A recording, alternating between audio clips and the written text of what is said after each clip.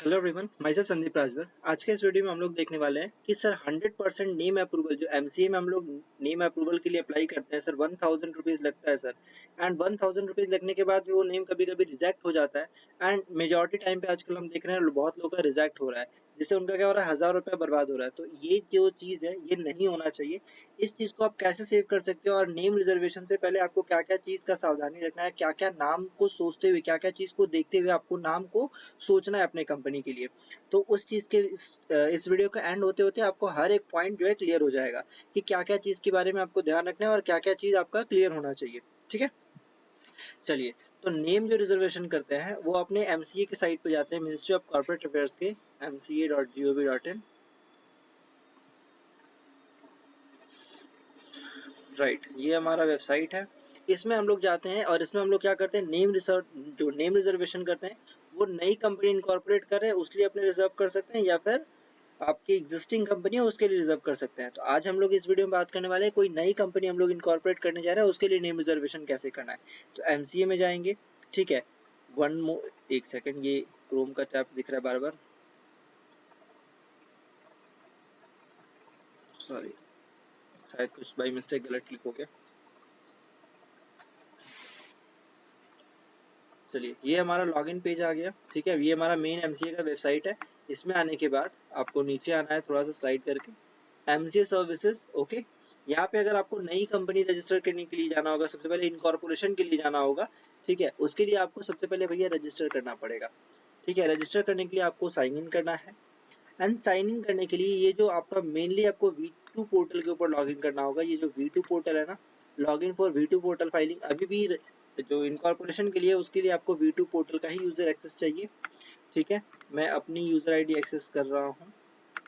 ये मेरी blank user ID है। सॉरी, मैंने कैरेक्टर्स रॉन्ग लिखे हैं क्या। ये वाली मेरी आईडी, ये बहुत पुरानी आईडी एक्चुअली में, अराउंड 5 से 6 साल हो गया आई थिंक। फिर से गलत, कोई नहीं, इस बार ठीक कर लेंगे। TOEGED, ठीक है ना। हाँ ठीक है। तो ये मेरी लॉगिन आईडी, ये आईडी मेरी ओपन हो गई। यहाँ पे आने के बाद अच्छा, यूजर आईडी क्रिएट करने के लिए आपको बिजनेस यूजर बनाना होगा सर। बिना बिजनेस यूजर के आप यूजर आईडी क्रिएट नहीं कर सकते हो। बिजनेस यूजर के अंदर कौन से हेड में आप यूजर आईडी क्रिएट करोगे, business user, officer in default करके आप यूजर आईडी क्रिएट कर सकते हो। ठीक है, इस दो कॉम्बिनेशन के अलावा और आप कहीं फिट नहीं बैठने वाले हो। ओके, तो यहाँ पे आप यूजर आईडी क्रिएट करने के बाद जैसे ही लॉगिन करते हो आपको स्पाइस प्लस का फॉर्म दिखेगा, क्लिक करना है। अब यहाँ पे क्या है, आपको 3 लेयर सिक्योरिटीज की होके गुजरना होगा। 3 लेयर की सिक्योरिटी सर देखनी होगी, उसके बाद जाके ही आप रिसबमिशन कर, उसके बाद ही आप नाम को रिजर्व कर पाएंगे। सर फर्स्ट लेयर सिक्योरिटी क्या है, पहले लेयर की जो चीज़ है उसके बारे में बता दीजिए। सबसे पहले आपका जो भी नाम है, सपोज करो मैं एक नाम सोच रहा हूँ, एंड वो नाम है कि एक रैंडम सा नाम ले लेते हैं, संदीप। ठीक है, ड्राइंग, ओके, प्राइवेट लिमिटेड, ये एक मेरा नाम है। और एक नाम मैं रख रहा हूँ Sandeep. Sandeep is my brand name, basically मैं ये सोच रहा हूँ, Sandeep is my brand name, Sandeep painting private limited. अगर मेरे को ये, पहले तो आपको दो नाम सोच के रखना है कि सर मेरे को ये दो नेम है, दो नेम प्रेफरेंस कर रहा हूँ। अब इन दोनों नाम को कैसे आप चेक करोगे, सबसे पहले आपको ये देखना है कि इस नाम का एग्जिस्टिंग कोई कंपनी तो नहीं है। That first layer security is कि कोई existing company,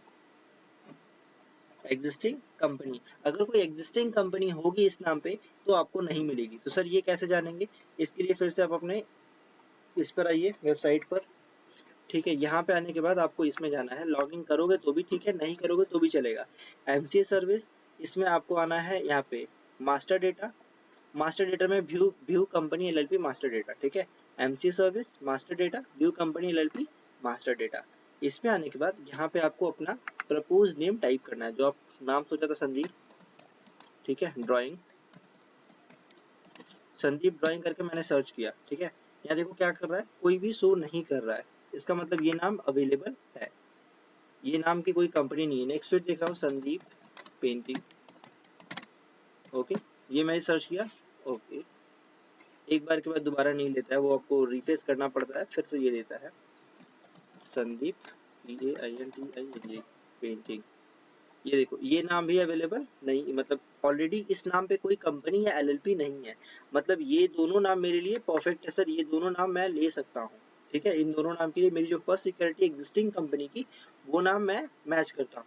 now the second security sir, दूसरा नाम क्या है सर? दूसरा रेस्ट्रिक्शन है कि कोई ट्रेडमार्क ट्रेडमार्क नहीं होना चाहिए सर, ट्रेडमार्क नहीं होना चाहिए। ट्रेडमार्क के बारे में कैसे पता चलेगा? ट्रेडमार्क के लिए अगेन आपको इसी पेज पे आना है। ठीक है, एमसीए के होम टैब पे जाइए, थोड़ा सा नीचे करना है इसको, स्क्रॉल डाउन, एमसीए सर्विसेज, यहाँ पे देखिए पब्लिक सर्च ऑफ ट्रेडमार्क लिखा हुआ है। ठीक है, ये भी आप बिना लॉगिन किए कर सकते हो। क्लिक करोगे, अब देखो ये आपका ट्रेडमार्क का साइट आ गया। ठीक है, यहाँ पे आपको क्या करना है, स्टार्ट विद या फिर मेरी सजेशन से आप कंटेंट्स रख दीजिए। ठीक है, मेरा नाम क्या था? संदीप था। ठीक है, अब ये जो पेंटिंग है कौन से क्लास के अंदर पड़ता है, ये क्लास आपको चेक करना पड़ेगा, ये कौन से क्लास में आपका ये आता है। तो यहाँ पे एक बार मैं एक अलग गूगल कर लेता है कौन से क्लास में ड्राइंग आता है। ठीक है, trademark class for Google for drawing painting of, okay, something class 2। Okay, मैंने जस्ट रैंडम सर्च किया यार, प्लीज एक बार आप वो एफएक्यू वाला जो पेज है ना वो पूरा पढ़ लेना एक बार। पेन के लिए क्लास 2 आ रहा है। ठीक है, I am very much sure ये किसी का टैप खुल गया, सॉरी।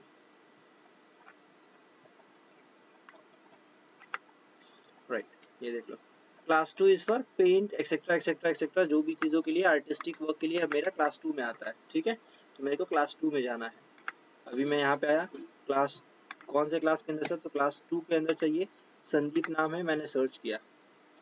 अभी देखो संदीप नाम से कोई रिकॉर्ड फाउंड नहीं हो रहा है, मतलब मेरे नाम का कोई भी जो कोई भी तरीके का ट्रेडमार्क नहीं लिया हुआ है, मतलब ये नाम भी मेरे को ट्रेडमार्क से भी अप्रूवल हो जाता है। अगर ये नाम मान लो ऑलरेडी अवेलेबल होता, ठीक है, सपोज करो एक नाम मैं ऐसे रैंडम देता हूँ, कोई भी कोई एक नाम देना होगा, रुको,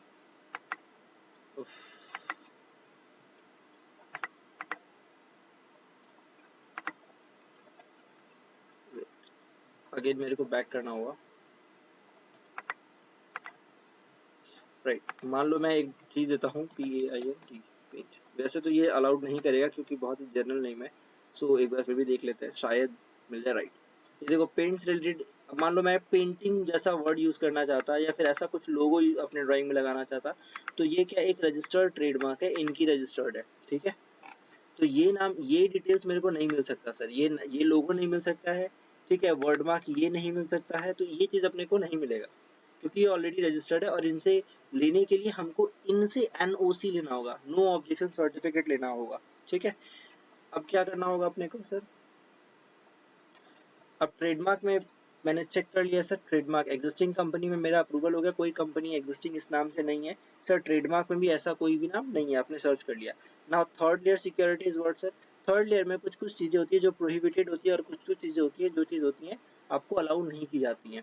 ठीक है, जैसे अगर आप वर्ड इंडिया यूज कर रहे हो तो आपको सेंट्रल गवर्नमेंट का अप्रूवल लेना होगा, या फिर किसी स्टेट का नाम यूज करो, वेस्ट बंगाल, ठीक है, West Bengal telecom private limited करना चाहते हो, आपको स्टेट गवर्नमेंट का सेंट्रल गवर्नमेंट का अप्रूवल लेना होगा, तभी आप वो नाम यूज कर पाओगे।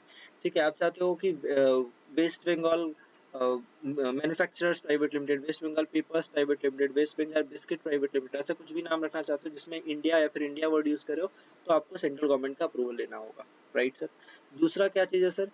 दूसरा है, अगर आप बैंक शब्द अपने नाम के अंदर यूज कर रहे हो तो आपको ये नाम नहीं मिलेगा। बैंक शब्द यूज करने के लिए आपको स्पेसिफिकली आरबीआई का अप्रूवल चाहिए होगा सर। ठीक है, तीसरा क्या चीज है जो चीज अलाउड नहीं होता है? तीसरा है वो कि आपका कोई भी जनरल नेम मतलब गुड मॉर्निंग प्राइवेट लिमिटेड, वो अलाउ नहीं करेंगे।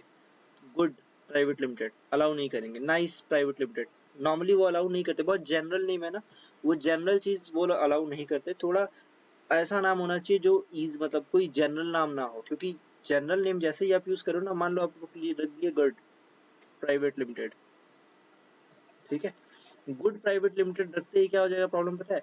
ये गुड के ऊपर आप बोलोगे कि मेरा क्या है, मेरा कॉपीराइट है, मेरा भैया मेरा सब कुछ चाहिए, मेरा ट्रेड ये क्या बोलते हैं इंटेंजिबल एसेट हो गया आपका। तो ये चीज अब देखो, मैं गुड वर्ड पे देख लेता हूँ एक बार एमसीए के पास भी जाके कि क्या इस नाम से कोई ऑलरेडी कंपनी है, देख लो। अभी पता चल जाएगा। गुड से नहीं होगा, गुड में और कुछ होना चाहिए सर। देखो गुड एंड कंपनी कंसल्टेंसी, सिर्फ गुड प्राइवेट लिमिटेड आपको कहीं नहीं मिलेगा। गुड आफ्टरनून फिल्म्स, ये वर्ड दिख रहा है फिल्म्स, कुछ ना कुछ एक्स्ट्रा आपको इसमें मिलेगा ही, गुड के साथ एक्स्ट्रा आपको चाहिए। सिर्फ गुड प्राइवेट लिमिटेड रखना चाहो नहीं मिलेगा। ठीक है सर, समझ गया ये बात आपका।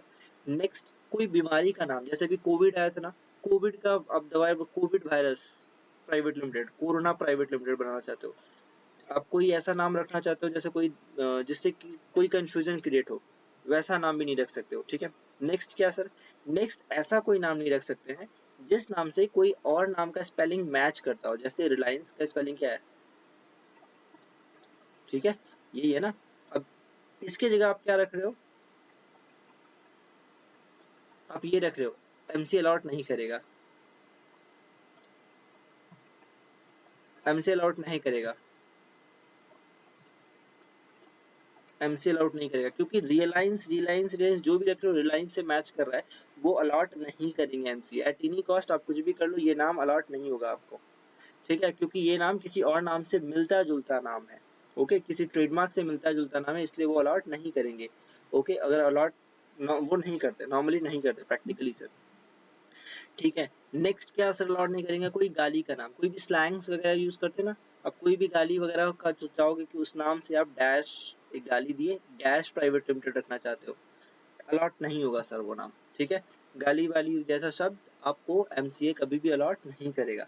इसके अलावा सर और क्या ऐसा चीज़ है जो अलॉट नहीं करेगा, आपने स्टेट नेशनल नेशन का नाम दे दिया, बैंक बता दिया, जनरल नेम बोल दिया सर, कोई नाम रिलेट कर रहा है उस चीज़ से तो भी नहीं अलॉट होने वाला है सर। ठीक है, कोई गाली वगैरह स्लैंग से तो भी अलॉट नहीं हो सकता है सर। इसके अलावा मान लो अगर आप कोई ऐसा नाम यूज़ कर रहे हो जिस नाम से कंफ्यूजन क्रिएट कर रहा है, किसी स्पेसिफिक लोकेशन का बता रहा है, ठीक है, कोई कंफ्यूजन क्रिएट कर रहा है, कंफ्यूजन सा नाम हो रहा है, तो भी वो एमसी अलॉट नहीं करेगा आपका। ऐसा कोई भी नाम जिससे प्रॉब्लम क्रिएट हो सकता है, कोई एनिमी कंट्री का नाम है, कोई दुश्मनी भरा नाम है, तो भी आपको नाम अलॉट नहीं होगा। ओके, तो ये चीजें आपको पता होनी चाहिए नाम अप्लाई करने से पहले। और अब मान लो अगर आप एक बॉडी कॉर्पोरेट से, आपको एनओसी कैसे लेना होगा वो भी मैं एक बार बता देता हूँ। अगर मान लो आपकी एनओसी चाहिए, तो एनओसी का फॉर्मेट क्या है, एनओसी का फॉर्मेट है, अगर कंपनी से लेना है आपको एनओसी, ठीक है, तो कंपनी से एक बोर्ड रेजोल्यूशन बनवाना होगा। कंपनी, जिस कंपनी का एनओसी ले रहे हो उस कंपनी का बोर्ड रेजोल्यूशन होना चाहिए। ठीक है, बोर्ड रेजोल्यूशन में एक नंबर बात होनी चाहिए कि सर हमारी जो कंपनी है वो कंपनी के पास एक रजिस्टर्ड ट्रेडमार्क है और उस ट्रेडमार्क का डिटेल, वो ट्रेडमार्क वो दूसरी कंपनी को यूज करने के लिए अलाउ कर रहा है। दूसरा पॉइंट में आप बोलेंगे कि भैया एक डायरेक्टर ऑथोराइज है कंपनी का, वो डायरेक्टर जब भी चाहे एनओसी इशू कर सकता है, ठीक है, दूसरी कंपनी को। तीसरा, ये बीआर को ऑथोराइज करने के लिए भी एक डायरेक्टर है जो इस जब भी जरूरत पड़ेगा इस बीआर को, बीआर का सर्टिफाइड ट्रू कॉपी दे देगा। ठीक है, अब इसके साथ साथ आपको एक एनओसी देना होगा, ये तो बोर्ड रेजोल्यूशन देना होगा, और उसके साथ साथ आपको एक एनओसी देना होगा जिसमें लिखा रहेगा कि कंपनी का लेटर हेड में होना चाहिए और उसमें लिखा रहेगा कि कंपनी को कोई ऑब्जेक्शन नहीं है इस नाम से। ये दोनों कॉपी आपको देने पड़ेंगे। एंड सपोज करिए, और इसके साथ साथ आपको कंपनी का पैन भी चाहिए होगा, कंपनी का पैन। ठीक है, पैन के ऊपर भी स्टैंप लगा के कंपनी का डायरेक्टर का साइन होना चाहिए। ओके, एंड जो डायरेक्टर साइन कर रहा है उसका भी आपको पैन देना होगा एंड आधार देना होगा, वो भी सेल्फ अटेस्टेड। तब जाके ये आपका जो एनओसी का जो पूरा चीज है ना वो कंप्लीट होता है। ठीक है, अपार्ट फ्रॉम दिस, अगर मान लो कोई इंडिविजुअल के पास है तो, इंडिविजुअल के पास है तो सर इजी काम होता है। इसमें क्या होता है, इंडिविजुअल से एक एनओसी लेना पड़ता है सिंपल। ठीक है, उसमें आप लिख देंगे कि वो बोल देगा कि भैया हम अलाउ कर रहा है, उसका पैन जिसमें वो सेल्फ अटेस्टेड कर देगा, एंड दैट्स एनफ, बस दैट्स इट। ठीक है, इंडिविजुअल में कम झमेला और कंपनी में थोड़ा सा ज्यादा झमेला है सर। सो आई थिंक आपको पॉइंट समझ में आ गया होगा मैं जो बताना चाहता था। मैंने आपको दोनों चीज दिखा दी सर, यहाँ से ये भी दिखा दिया और आईपी इनके एड्रेस से आके ये भी दिखा दिया। ठीक है, इससे भी ज्यादा जानना है तो आप एक काम कर सकते हो, नेम के लिए रूल 8 आता है, उसको आप पढ़ सकते हो आराम से, बहुत ज़्यादा जान जाओगे। मेरे हिसाब से इतना सर्च, इतना जानने के बाद आप कोई भी नाम रजिस्टर कर पाओगे। फिर भी अगर आपको दिक्कत होती है तो डिस्क्रिप्शन में मेरा गूगल का फॉर्म दिया हुआ है, आप उसको फिलअप कर सकते हो, कॉन्टैक्ट कर सकते हैं। एंड इसके अलावा आप चाहे तो हमारी पेड कंसल्टेंसी ले सकते हैं जिसके अंदर आपको जो भी आपका क्वेरी है वो कम्प्लीटली रिजॉल्व कर दिया जाएगा। ठीक है, एंड उसको फिलअप करने के बाद ही आपको हमसे कॉन्टैक्ट करने के लिए सारे डिटेल्स, ईमेल, फ़ोन नंबर सब कुछ मिल जाएंगे आपको। ओके, सो अब मिलते हैं नेक्स्ट वीडियो में, तब तक जय हिंद।